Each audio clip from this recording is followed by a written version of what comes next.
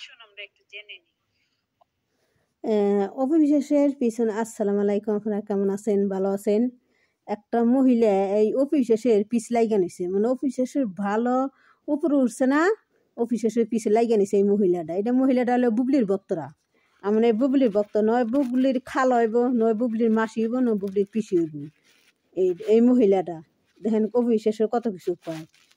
তারপরে ওই বিটির আমি জব দেবো, ও বুবলির যার আছে না, ঘটনা আছে না, তার সামনে তুলে নিয়ে আসুম, তার এই বিটির জবাব শুনামু। এই বিটি কি কয় শুনেন, বেতারা মহিলা বিটি। অন্যের সফলতা দেখে নিরাশ না হয়ে নিজেকে তৈরি করো আরো ভালো কিছু করার জন্য।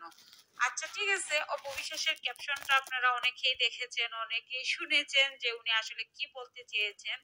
উনি আসলে কি সেই বিষয়টা মানেন, বা উনি কি সেই বিষয় মেনে, বা এই বিষয়টার উপরে উনার ক্যাপশনের উপরে কি উনি ওনার জীবন ধারণ করেছেন বা উনি চলেছেন সেই রকম?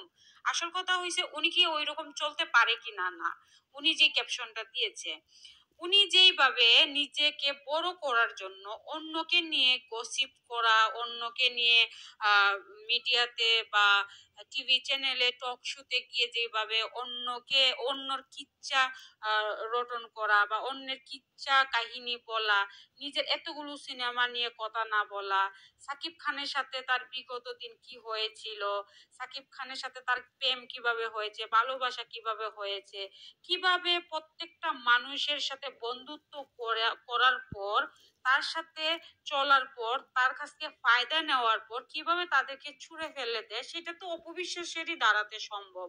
অপবিশ্বাসের ক্যাপশনটা তো অপবিশ্বাসের সাথে যায় না, তাই না?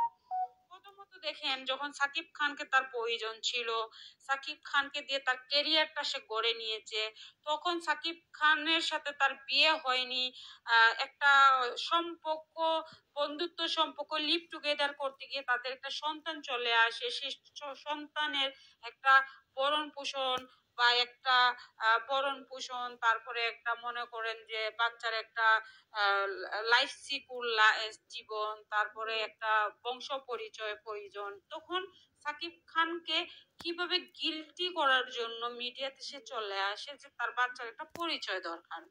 তখন কি করলো, অপবিশ্বাস আইসা বললো কি যে সাকিব খানের সাথে তার বিয়ে হয়েছে, 2 বছর 9 বছর সে সংসার করেছে। সাকিব খান পরবর্তী ইন্টারভিউতে বলে যে না, তার সাথে আমার এমন কোনো বৈবাহিক সম্পর্ক নেই, বাচ্চা একটা ইমোশনালি হয়ে গিয়েছে, আমি বাচ্চার ভরণ পোষণের দায়িত্ব নেব এবং কি বাচ্চার দায়িত্ব নিব। তারপরে এই কিচ্ছা কাহিনী শেষ করে 2017 সালে সাকিব খান অপবিশ্বাসকে তালাক দিয়ে দেয়।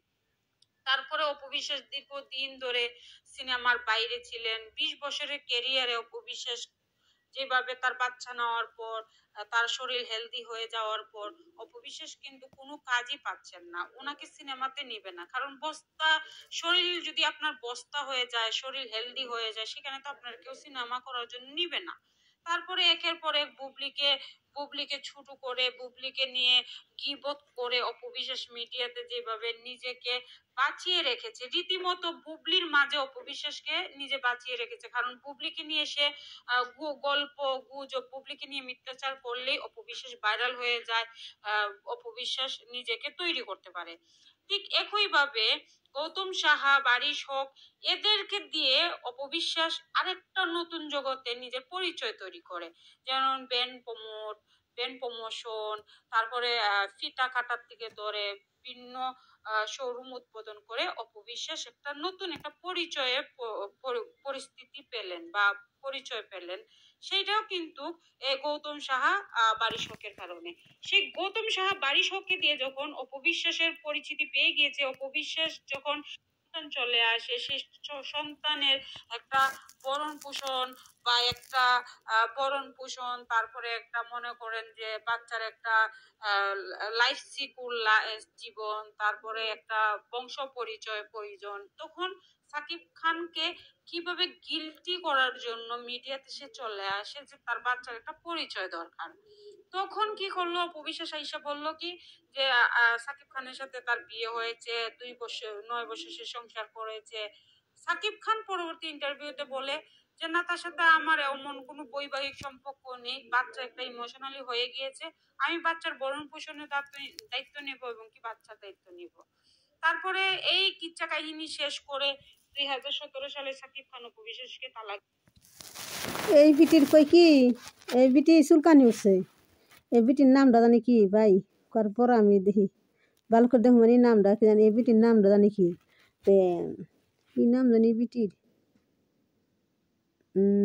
নামটা জানি কি ভালো মতো ভাই আমি তুমি ইংলিশ একটু কম পারি তো বাংলা লেখা হলে যাই আমি একটু কয়ে পারতাম ইংলিশ লেখা তো ভালো বুঝি না তে এই বিটির নামটা আপনার পরবর্তীতে আমি কমানি এই বিটির হলে চুলকানি উঠছে বুঝছেন অভিশ্বাস সাকিব খানেও যে একসাথে নইছে অভিশ্বাস এক টকশোতে কইছে যে আমরা আগে ভালো আছিলাম সাকিব তারপরে অপু জয় আমরা আগে ভালো আছিলাম মাঝখানে আমাকে একটু বিবাদ হয়ে যায় ফাঁকা হয়ে ফাঁকে থাকছে আবার জাগার তা জাগায় ঠিকই আইছে মানে এই কথা অভিশ্বাস টকশোতে কইছে আর বুবলির বক্তব্য চুলকানি উঠে গেছে চুলকানি উঠতেছে এখানে অপবিশ্বাস আর সাকিব একসাথে আছে জ্বর এনে শান্তিতে আছে অভিশ্বাস কইছে এখানে আমি এখানে হ্যাপি আমরা এখানে তিনজন হ্যাপি তেন এই বুবলির বক্তব্য চুলকানি উঠছে আবার কয় যে অভিশ্বাসের বিয়ার আগে বলে বাচ্চা হয়েছে কয় যে তাগো মিশন করে বাচ্চা হয়েছে সাকিব খান কনাই যে আমার বউ আরে সাকিব খান সব খানাই কইছে যে আমার অপু আমার বউ অপু আমার বউ আমার সন্তানের মা অপু আমার বউ বুবলি কথা তো করলে কোনো সময় সাকিব বুবলি কথা তো কয়ই নেই কোনো সময় আর অভিশ্বাসের কথা সবসময় তো কইছে না সে আমার আগেও ছিল এখনো আছে আমি আসিলাম কোনে না আমি তো আসিলাম এ কথা একটা টকশোতে সাকিব কইছে যে আমি ছিলাম না কোনে আমি আগেও ছিলাম এখনও ছিলাম ছিলামই অভিশ্বাসের সাথে হ্যাঁ ছিলামই এ কথা কইছে সাকিব একটা টকশোতে আমরা আছে ভিডিও দেখে তুলি না আছে আপনার অনেক সময় দেখামো তো এই কথা কইছে সাকিব আর এই বিটি চুলকানি উঠছে এই মিথ্যা কথা বানিয়ে বুনিয়ে অভিশ্বাসের নামে বদনাম করতে আছে আরে বুবলি